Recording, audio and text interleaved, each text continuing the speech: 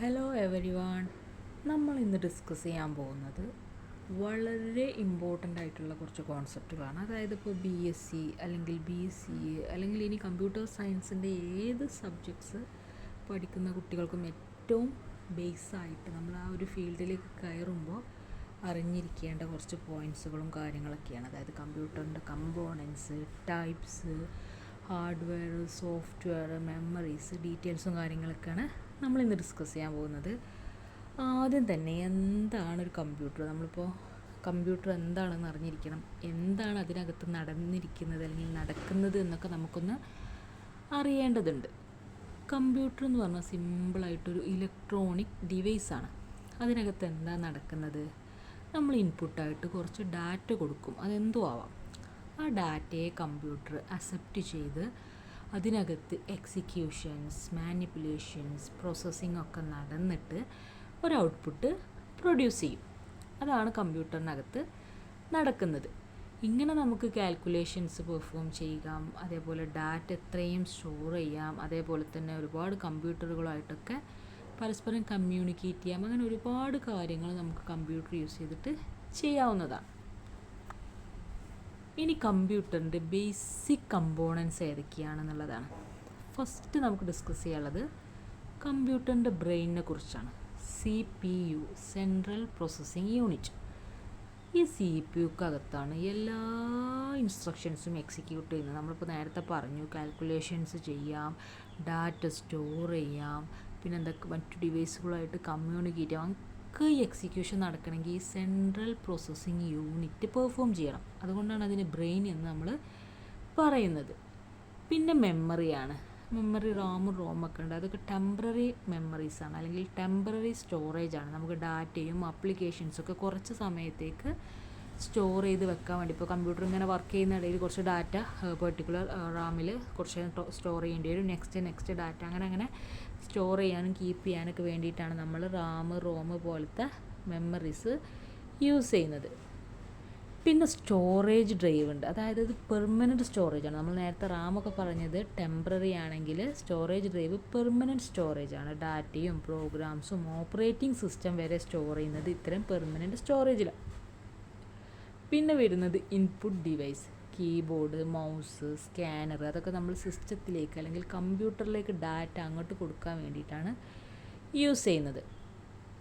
പിന്നെ വരുന്നത് output ഡിവൈസാണ്. Monitor, printer, speaker, ഇതൊക്കെ നിങ്ങൾക്ക് ശ്രദ്ധിച്ചാൽ മനസ്സിലാവും. നമ്മൾ സിസ്റ്റത്തിൽ നിന്ന് ഔട്ട്പുട്ട് നമുക്ക് തരുന്ന ഡിവൈസുകളാണ്. ഇപ്പോൾ മോണിറ്ററിലാണ് നമ്മൾ ഡിസ്പ്ലേ കാണുക. പ്രിൻ്റർ ത്രൂ ആണ് നമ്മൾ സിസ്റ്റത്തിൽ എഴുതിയിട്ടുള്ള ഡാറ്റ നമ്മുടെ കയ്യിലേക്ക് പേപ്പറിലൂടെ കിട്ടുന്നത്. പിന്നെ സ്പീക്കറിലൂടെയാണ് നമുക്ക് സിസ്റ്റത്തിൽ നിന്നുള്ള വോയിസ്, സോങ്സ് ഒക്കെ കേൾക്കുന്നത്. മനസ്സിലായോ? അതാണ് ഔട്ട്പുട്ട് ഡിവൈസിൻ്റെയൊക്കെ പ്രത്യേകത. അപ്പോൾ എന്തൊക്കെയാണ് കമ്പോണൻസ് ഉള്ളത്? ഒന്ന് CPU ആണ്, അതായത് സെൻട്രൽ പ്രോസസ്സിംഗ് യൂണിറ്റാണ്. പിന്നെ പറഞ്ഞ രണ്ടെണ്ണം മെമ്മറിയാണ്. ഒന്ന് ടെമ്പററി സ്റ്റോറേജും പിന്നെ ഒന്ന് പെർമനൻറ്റ് സ്റ്റോറേജും. പിന്നെ വന്നത് ഇൻപുട്ട് ഡിവൈസാണ്, പിന്നെ ഔട്ട്പുട്ട് ഡിവൈസാണ്. ഇനി നമുക്ക് കമ്പ്യൂട്ടറിൻ്റെ ടൈപ്സ് നോക്കാം. നമ്മൾ കാലങ്ങളായിട്ട് ഉപയോഗിച്ചുകൊണ്ടിരുന്ന ഒരു ടൈപ്പാണ് ഡെസ്ക്ടോപ്പ് കമ്പ്യൂട്ടേഴ്സ്. നമ്മൾ വീട്ടിൽ, ഓഫീസിലൊക്കെ ഇത്തരം ടവർ കമ്പ്യൂട്ടേഴ്സ്, അതായത് ഡെസ്ക്ടോപ്പ് കമ്പ്യൂട്ടേഴ്സാണ് യൂസ് ചെയ്തുകൊണ്ടിരുന്നത്. ഇപ്പോൾ കാലം മാറിയിട്ടുണ്ട്, അതത്ര ആരും സപ്പോർട്ട് ചെയ്യുന്നില്ല. കൂടുതൽ ലാപ്ടോപ്പ് കമ്പ്യൂട്ടേഴ്സിലേക്കും എല്ലാവരും മാറിക്കഴിഞ്ഞു. രണ്ടാമത് വന്നിട്ടുള്ളതാണ് ഈ ലാപ്ടോപ്പ് കമ്പ്യൂട്ടേഴ്സ്. ഇത് പോർട്ടബിളാണ്. നമുക്കിപ്പോൾ ഒരു ലൊക്കേഷനിൽ നിന്ന് മറ്റു ലൊക്കേഷനിലേക്കൊക്കെ ഈസി ആയിട്ട് കൊണ്ടുപോകാൻ പറ്റുന്നതാണ് ഈ ലാപ്ടോപ്പ് കമ്പ്യൂട്ടേഴ്സ്. മൊബൈൽ യൂസിന് ഏറ്റവും ബെസ്റ്റ് ആയതുകൊണ്ട് തന്നെ ലാപ്ടോപ്പ് വളരെയധികം പോപ്പുലറായിട്ട് മാറിക്കഴിഞ്ഞു. പിന്നെ ടാബ്ലറ്റ് കമ്പ്യൂട്ടേഴ്സാണ്. നമുക്ക് ഫോണൊക്കെ യൂസ് ചെയ്യുന്ന പോലെ മൊബൈൽ യൂസിനൊക്കെ വേണ്ടിയിട്ട് നമുക്ക് ടച്ച് സ്ക്രീനൊക്കെ ഉള്ള ഡിവൈസാണ് ഈ ടാബ്ലറ്റ് കമ്പ്യൂട്ടർ എന്ന് പറയുന്നത്. പിന്നെ വരുന്നത് സെർവേഴ്സാണ്. അത് പവർഫുൾ കമ്പ്യൂട്ടേഴ്സാണ്. നമുക്ക് നെറ്റ്വർക്ക്സും ഡാറ്റയൊക്കെ മാനേജ് ചെയ്യാൻ വേണ്ടി യൂസ് ചെയ്യുന്ന പവർഫുൾ കമ്പ്യൂട്ടേഴ്സാണ് സെർവേഴ്സ് എന്ന് പറയുന്നത്.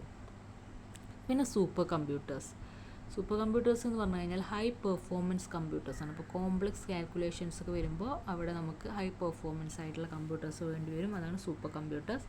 അപ്പോൾ ഏതൊക്കെയാണ് കമ്പ്യൂട്ടറിൻ്റെ ടൈപ്പ് നമ്മൾ പറഞ്ഞത്? ഒന്ന് ഡെസ്ക്ടോപ്പ് കമ്പ്യൂട്ടറാണ്, പിന്നെ ഒന്ന് ലാപ്ടോപ്പാണ്, പിന്നെ ടാബ്ലറ്റ്, പിന്നെ സെർവർ, പിന്നെ സൂപ്പർ കമ്പ്യൂട്ടർ. ഇനി നമുക്ക് പോകുന്നത് കമ്പ്യൂട്ടർ ഹാർഡ്വെയറിലേക്കാണ്. മെയിനായിട്ടുള്ളൊരു ഹാർഡ്വെയറാണ് മദർ ബോർഡ് എന്ന് പറഞ്ഞു കഴിഞ്ഞാൽ നമ്മളുടെ കമ്പ്യൂട്ടറിൻ്റെ ഹാർഡ്വെയർ കമ്പോണൻസിനെയൊക്കെ കണക്ട് ചെയ്യുന്ന ഒരു മെയിൻ സർക്യൂട്ട് ബോർഡാണ് മദർ ബോർഡ് എന്ന് പറയുന്നത്.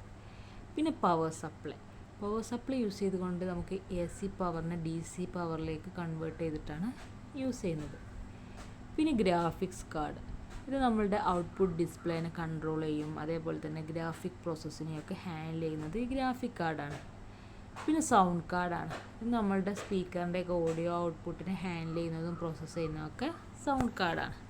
ഇത്രയാണ് ഇതിൻ്റെ മെയിനായിട്ടുള്ള കമ്പ്യൂട്ടർ ഹാർഡ്വെയർസ്. അതായത് നമ്മളിപ്പോൾ കാണുമ്പോൾ ഹാർഡ്വെയർസ് തന്നെ CPU, monitor, mouse, keyboard, scanner, പ്രിൻ്ററൊക്കെ ആണ് എങ്കിൽ അതിൻ്റെ അപ്പുറം അതിന് ഇൻറ്റേർണലായിട്ട് യൂസ് ചെയ്യുന്ന വളരെ ഇമ്പോർട്ടൻ്റ് ആയിട്ടുള്ള കുറച്ച് ഹാർഡ്വെയർസാണ് അവിടെ പറഞ്ഞത്. മദർ ബോർഡും പവർ സപ്ലൈയും ഗ്രാഫിക് കാർഡും സൗണ്ട് കാർഡൊക്കെ കേട്ടോ.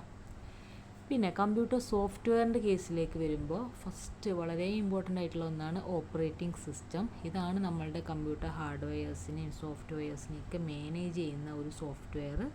മാത്രമല്ല എല്ലാ ആപ്ലിക്കേഷൻസ് പെർഫോം ചെയ്യാനുള്ള പ്ലാറ്റ്ഫോം പ്രൊവൈഡ് ചെയ്യുന്നതും ഓപ്പറേറ്റിംഗ് സിസ്റ്റമാണ്. Windows, Mac OS, Linux, Ubuntu എന്നൊക്കെ പറഞ്ഞ ഒരുപാട് ടൈപ്പിലുള്ള ഓപ്പറേറ്റിംഗ് സിസ്റ്റംസ് അവൈലബിൾ ആണ്. പിന്നെ ആപ്ലിക്കേഷൻ സോഫ്റ്റ്വെയർ. ഈ ആപ്ലിക്കേഷൻ സോഫ്റ്റ്വെയർ എന്ന് പറയുന്നത് പ്രോഗ്രാംസ് തന്നെയാണ്. ഇപ്പോൾ game, word processing, web browsing എന്നൊക്കെ പറയുന്ന ഒരുപാട് പ്രോഗ്രാംസ് നമ്മളുടെ കമ്പ്യൂട്ടറിനകത്തുണ്ട്. അതിന് സ്പെസിഫിക് ടാസ്കുകൾ പെർഫോം ചെയ്യാൻ വേണ്ടിയിട്ടാണ് ആ ആപ്ലിക്കേഷൻസ് അല്ലെങ്കിൽ പ്രോഗ്രാംസ് യൂസ് ചെയ്യുന്നത്. അതിൻ്റെ പേരാണ് ആപ്ലിക്കേഷൻ സോഫ്റ്റ്വെയർ. പിന്നെ യൂട്ടിലിറ്റി സോഫ്റ്റ്വെയർ ആണ്, അതായത് നമ്മുടെ കമ്പ്യൂട്ടറിൻ്റെ പെർഫോമൻസിനെ മെയിൻറ്റെയിൻ ചെയ്യാനും ഒപ്റ്റിമൈസ് ചെയ്യാനൊക്കെ യൂസ് ചെയ്യുന്ന പ്രോഗ്രാംസാണ് യൂട്ടിലിറ്റി സോഫ്റ്റ്വെയർ. അപ്പോൾ എന്തൊക്കെയാണ് കമ്പ്യൂട്ടർ സോഫ്റ്റ്വെയർ? ഒന്ന് ഓപ്പറേറ്റിംഗ് സിസ്റ്റമാണ്, പിന്നെ ഒന്ന് ആപ്ലിക്കേഷൻ സോഫ്റ്റ്വെയർ ആണ്, പിന്നെ ഒന്ന് യൂട്ടിലിറ്റി സോഫ്റ്റ്വെയർ ആണ്. പിന്നെ ഹൗ കമ്പ്യൂട്ടേഴ്സ് വർക്ക്.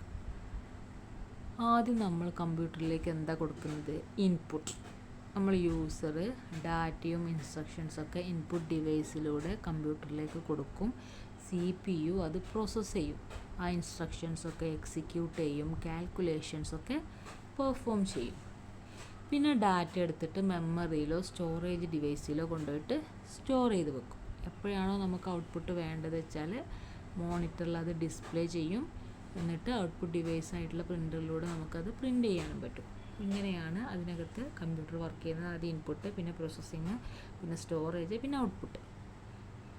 കമ്പ്യൂട്ടേഴ്സ് എന്ന് പറയുന്നത് വളരെ കോംപ്ലക്സ് ആയിട്ടുള്ള മെഷീൻസാണ്. അത് നമ്മൾ ഇന്നത്തെ ജീവിതത്തിനും വർക്കിനും കമ്മ്യൂണിക്കേഷനൊക്കെ അനുസരിച്ച് കൂടുതൽ റെവല്യൂഷൻസ് വന്നുകൊണ്ടിരിക്കുകയാണ്. കമ്പ്യൂട്ടറിൻ്റെ ബേസിക് ആയിട്ടുള്ള ഇത്തരം കോൺസെപ്റ്റുകൾ പഠിക്കുന്നതിലൂടെ നമുക്ക് കൂടുതൽ ഡിജിറ്റൽ വേൾഡിലേക്ക് കടക്കാനും കൂടുതൽ ഡീപ്പായിട്ട് കാര്യങ്ങൾ അനലൈസ് ചെയ്യാനൊക്കെ കഴിയും. അപ്പോൾ നമ്മളിന്ന് എന്തൊക്കെയാണ് ഡിസ്കസ് ചെയ്തത്? ആദ്യം തന്നെ നമ്മൾ കമ്പ്യൂട്ടർ എന്താണെന്ന് പറഞ്ഞു, പിന്നെ നമ്മൾ കമ്പോണൻസ് ഒക്കെ പറഞ്ഞു, പിന്നെ നമ്മൾ ടൈപ്സ് ഡിസ്കസ് ചെയ്തു, പിന്നെ ഹാർഡ്വെയർ ഡിസ്കസ് ചെയ്തു, സോഫ്റ്റ്വെയർ ഡിസ്കസ് ചെയ്തു, എങ്ങനെയാണ് കമ്പ്യൂട്ടർ വർക്ക് ചെയ്യുന്നതൊക്കെ ഡിസ്കസ് ചെയ്തു. അപ്പോൾ എല്ലാവർക്കും കോൺസെപ്റ്റ് ക്ലിയർ ആയിട്ടുണ്ടാവും.